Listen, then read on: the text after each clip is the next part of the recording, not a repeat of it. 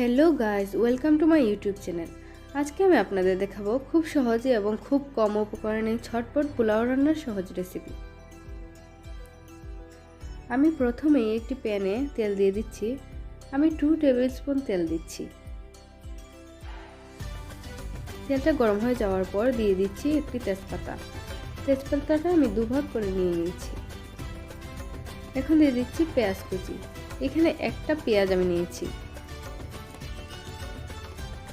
এখন পেঁয়াজ এবং তেজপাতাগুলো আমি একটু ভেজে নেব।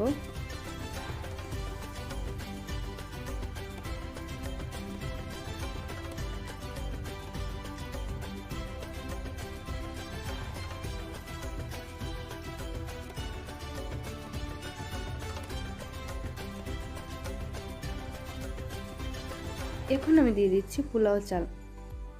আমি এইখানে 2 কাপ চিনি গুঁড়া চাল নিয়েছি এবং চালটা আমি আগেই ধুয়ে পানিতে 1 ঘন্টা মতো ভিজিয়ে রেখেছিলাম।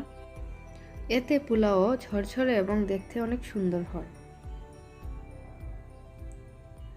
এখন আমি দিয়ে দিচ্ছি পেঁয়াজ এবং রসুন বাটা। আমি এখানে 3 টিস্পুন পেঁয়াজ এবং রসুন বাটা নিয়েছি। আমি একসাথে ব্লেন্ড করে নিয়েছিলাম।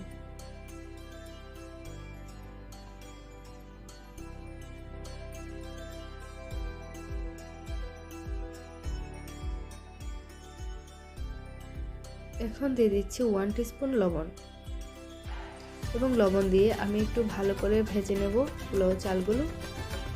দেখতেই পাচ্ছেন আমার চালগুলো ভাজা হয়ে গেছে। এখন আমি দিয়ে দেব জল। আমি এইখানে 2.5 কাপ গরম জল দিয়ে দিচ্ছি। আর গরম জলের মধ্যে আমি আগেই গরম মশলাগুলো দিয়ে দিয়েছিলাম, এই জন্য আর এক্সট্রা করে এখন পোলাওতে আমি গরম মশলা দিচ্ছি না। আমি চুলার আঁচটা একদম লো করে ঢাকনা দিয়ে দিলাম।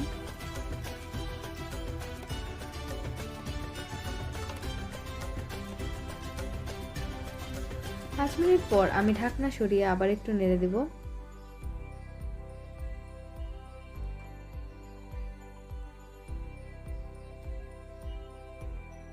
দিয়ে দিচ্ছি গোটা কাঁচামরিচ। এটা শুধু আমি ফ্লেভারের জন্য এড করেছি।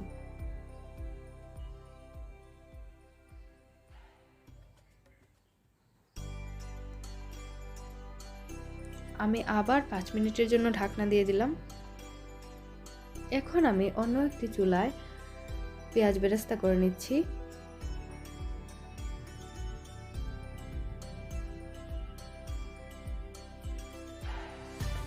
আমার পেঁয়াজ বেরেস্তা হয়ে গেছে। পেঁয়াজ বেরেস্তাগুলো পোলাওর উপর দিয়ে দিচ্ছি।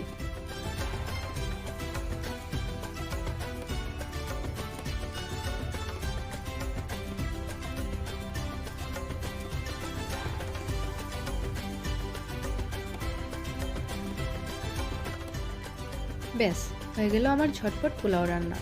সো ভিউয়ার্স, এরকম আরও সহজ রান্নার রেসিপি পেতে আমার চ্যানেলটি সাবস্ক্রাইব করবেন এবং লাইক কমেন্ট শেয়ার করে আমার পাশেই থাকবেন।